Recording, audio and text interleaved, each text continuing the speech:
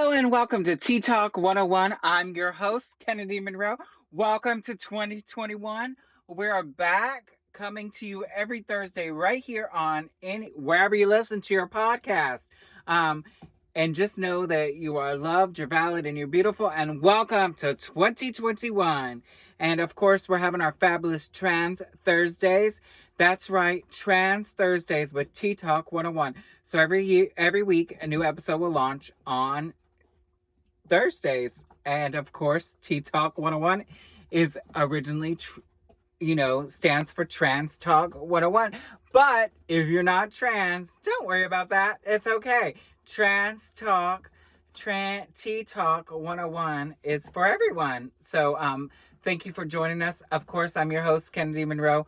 I've been doing this podcast for a long time. It was on hiatus. I brought it back last year, and a lot of people loved it. So we're going to continue it into 2021.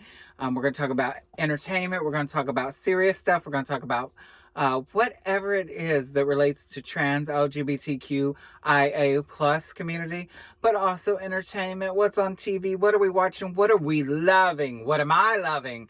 And I hope you tune in every Thursday. So please hit the subscribe button to wherever you listen to your podcast, and subscribe to Tea Talk 101. And after this episode, please leave a comment, rate it, let us know how we're doing.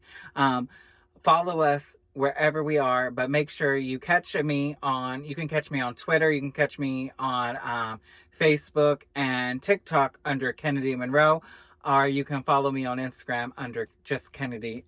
All the information will be in the description of this video. But welcome, and this podcast, not this video. I'm thinking I'm doing a video. Well, I am doing a video. You can check this video out on YouTube as well. Wherever you listen, you can listen to it, or you can watch the video on my YouTube channel. And you can find me on YouTube at Kennedy. Same thing. YouTube.com/user/user Kennedy. That's it. I'm so simple. It's easy to find me.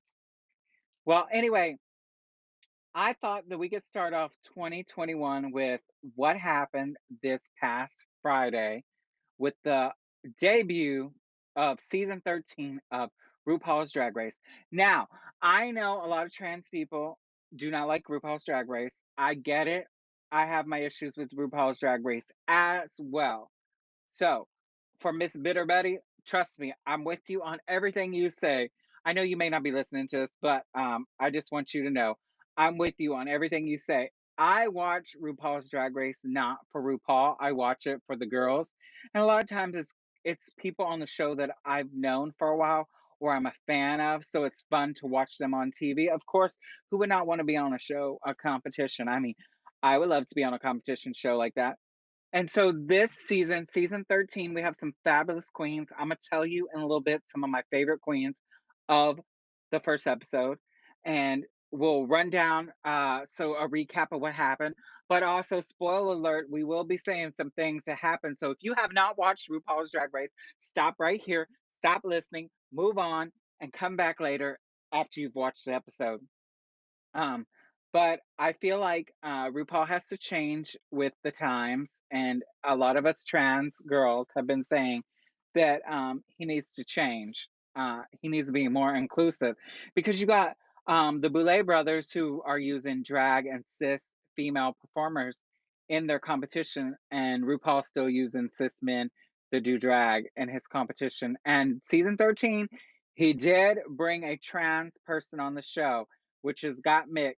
GotMikk is a trans male. He identifies as he, and but he's an entertainer as a female. So the a lot of things is that everybody thinks, oh, it's so great that a trans person is on RuPaul's Drag Race. But the reality is GotMikk lives as a man. So he's just like the cis competitors on the show. He's competing just the same way. He has to transform into a woman. Whereas a lot of trans women are saying, why are we not seeing trans women in RuPaul's Drag Race? And a lot of people say, oh, because trans women really don't transition.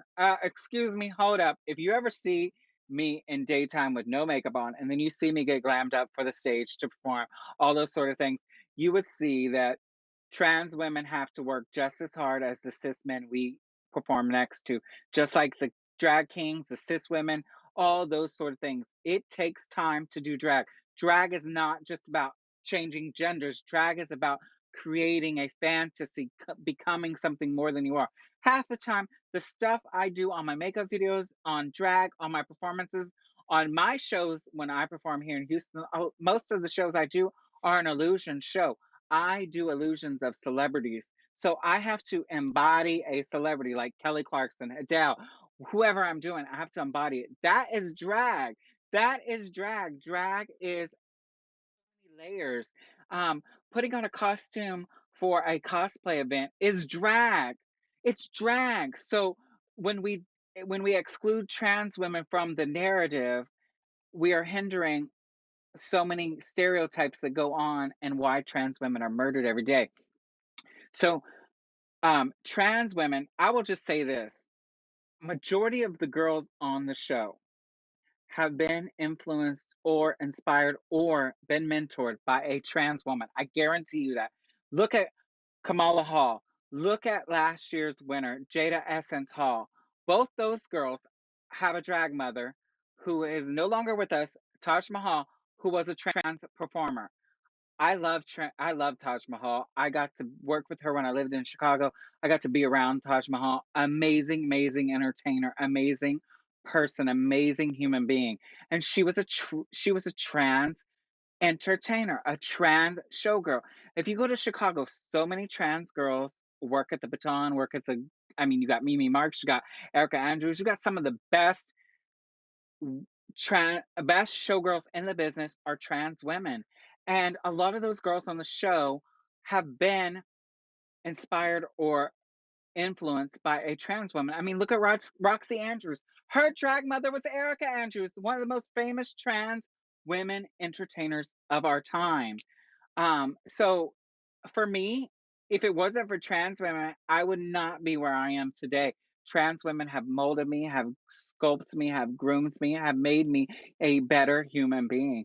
And I'm so proud that I get to be around trans women all the time. In my cat on the cast that I am here in Houston when the pandemic is over, before the pandemic, our whole show was trans women. We did illusions, but we were all trans women. It's the first show in Houston that was all trans cast. And it was fabulous. It was fun. It was lovely. It was just wonderful. And no one treated us any different because we were trans. And we put on a show just like anybody else. And it is amazing. And I know so many trans men who do drag too, who are amazing entertainers. And we need to see that on shows like RuPaul's Drag Race. We need to see it embodied. And what I love about GotMilk I said got milk. GotMikk is that he's a trans man who, as he said on his opening walk-in, is that he was born a female, transitioned into a male, and now dresses up as a female for money. So he's got it all, but he's creative and he's wonderful, and that what makes his drag beautiful, and it will touch so many people to see that. I mean, like my husband, for the first time last year, dived into drag. He is a trans man too, but he likes to do the feminine stuff like got milk, Mick, like got milk. Why can't I think that? I know he said it in one of his interviews that everybody gets him mistaken for got milk, but got milk. My husband likes doing bearded drag. His name is Peaches Monroe. Loves to do bearded drag. He's still new at it. And the pandemic hit and he couldn't do anymore and experiment anymore. But I know once everything goes back to normal or close to normal, he will get to do his drag. And I think people like GotMikk will inspire him to keep doing what he's doing as a trans man who's not just doing drag as a man, but doing drag as a female of some sort, an entertainer. And I think that's special, and I think that's what's special about drag. Drag does not have to be male, female. It can be whatever the fuck you want it to be. Sorry for my language, but it could be whatever the fuck you want it to be. So, I think RuPaul is moving forward, but not fast enough, and people like Bitter Betty, who I love to death, Sarah Andrews, who, um, uh, has a wig company. A lot of her wigs are on the show. Um, you know, I get it. I get it. I get it because we come from that era where so many trans women created so many of the most memorable and glamorous um, trans families are the heads of trans families are trans women, and trans women should be respected on a show like that. And I think one day we will see it. I just don't know how fast we're going to see it. But of course, a lot of people say, well, there's a lot of trans women that were on the show. They weren't trans. They've always been trans. We're always trans, but they never really identified as trans until they left the show. Peppermint is the first person to be actually on the show that identified as trans on the show. But you got to look at her. She did a lot of playing with the cards just to get on TV that way. Okay? We need change, and we need change with RuPaul's Drag Race. We need change with media on trans women. We need people to see us as just normal human beings. So we're gonna dive into uh season 13, episode one's episode, which was called Pork Chop. You got the pork chop, and basically all they had six lip sync for your life battles, and it was girl against girl all the way up till the last lip sync, and it was three girls, and only one got sent home. They well, not sent home. They got pork chopped, which means they got sent to a loading dock area with pictures of all the girls that left on episode one. And so it's playing with their heads, it's playing with the game, and they don't know what to do. And they're just like, oh my God, I just got here and I have to lip sync. I thought that was fabulous watching people under pressure having to lip sync to a song. Yes, they were pre told that they had to lip sync eventually, but a lot of times you don't think you're going to go and lip sync. And it was fabulous to watch them perform. Some of my favorite girls and lip syncs was Simone. Simone against uh, Missy Mon was amazing. Missy Mon was giving you just drag. Tanisha Amon was just like giving you drag, drag, drag. And then she was doing like the full Janet Jackson moves. And then there's just something about Simone that just is so special to me in the sense that she's just so charismatic and beautiful, and just watching her personality, and then just watching Untucked and hear her talk about how drag saved her life. And for me, drag saved my life. Drag was the first place that made me see who I was, and it made me just know that there's people like me. And it's so good to watch someone like Simone talk about how drag saved her life, that the character of Simone is someone she's um, really close with and admires and helped save her life. And there's some other girls. I like Candy Muse part. She's the former House of Aja. I really like her. I just like because she's a little spunky. She's a little fabulous. I loved Aja. So I get that New York love vibe, whatever's going on. One of the girls that got the pork chop that I really liked was Denali. I want to see Denali. I want to see where she goes.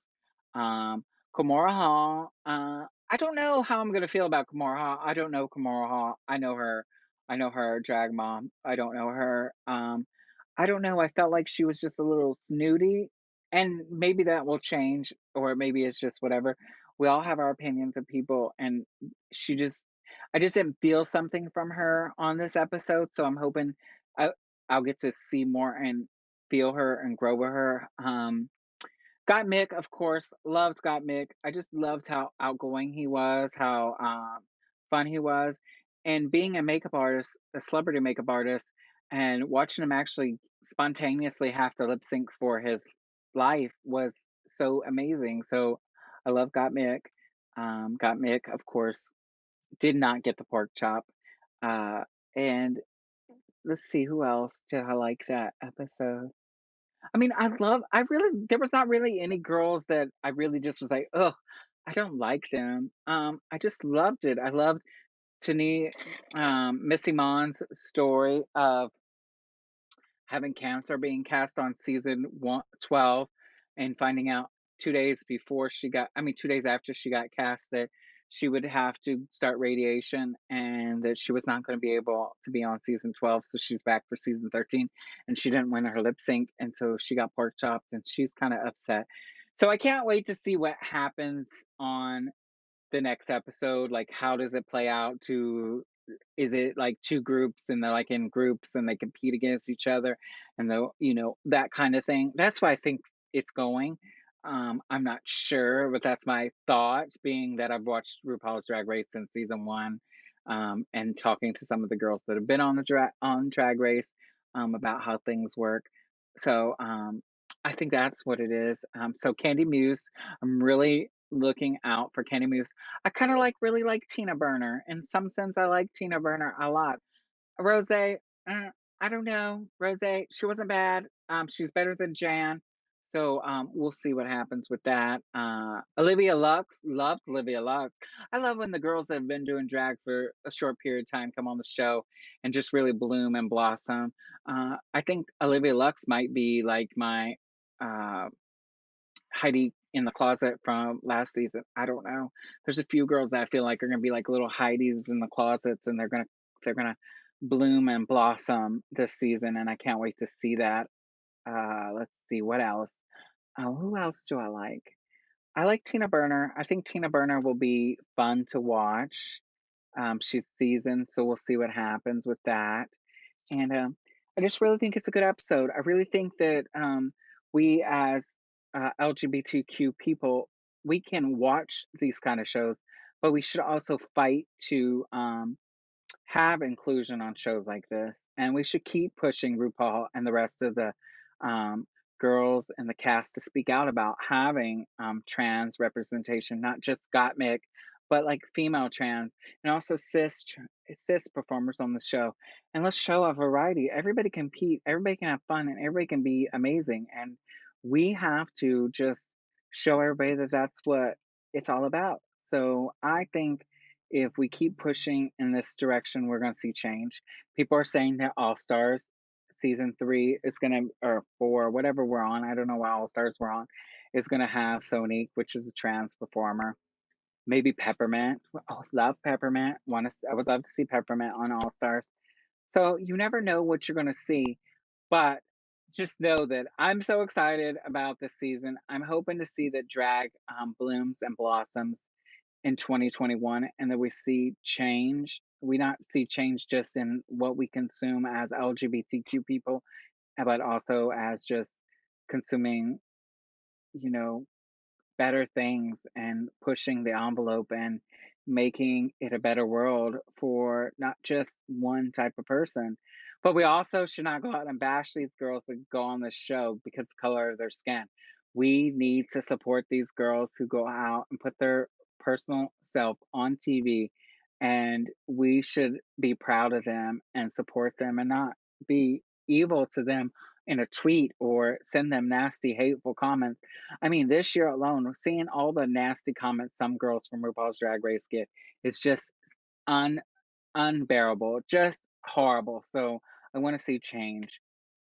But I just want to thank you for tuning in this week's episode of Tea Talk 101. I really appreciate you being here. Please leave a comment if you like this. Please feel free that help sponsor the show or support the show. You can send me a tip, anything in my Venmo, go to @Kennidi, Venmo, Kennedy for Cash App. PayPal is Kennedy and Kennedy Trevor, or Trevor Kennedy. I'll put all the information in the description below, but feel free to donate to this anytime to help support uh, this podcast. And of course, maybe we'll be doing something exclusive like a Patreon type thing on my website at kennedymonroe.com where you can get exclusive, uh, hear the episode maybe a few days earlier, or exclusive behind the scenes type thing. So we'll be coming out with new things, but it's 2021. It's time for change. It's time for people to blossom. I know I have a lot of goals in mind of what I want to do in 2021. And I just want to say thank you for following the ride. And of course, if you've followed me on other social media and this is the first time listening to Tea Talk, please subscribe to it. Please tell your friends about it. And please, like I said, leave a comment, rate it wherever you listen to it. You can watch this on my YouTube channel, leave a comment. But I'm going to put all the fabulous details in the description in this podcast. And just remember, you're loved, you're valid, and you're beautiful. And if you ever want to check out any of my merchandise, head over to Kennedy.store. Kennedy.store has my merchandise with my motto, you're loved, you're valid, and you're beautiful. I got new merch coming out with that specifically right on my site right now.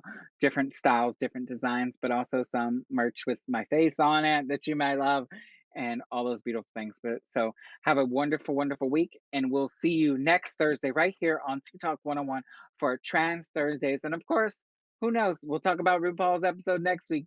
You never know. But we'll also talk about other things. And if there's something you want to hear me talk about on the show, feel free. Feel free to leave a comment, message me, email me, visit my site, all those sort of things, and let me know what you think and what you want to hear. I love you all. Have a wonderful, wonderful rest of your week.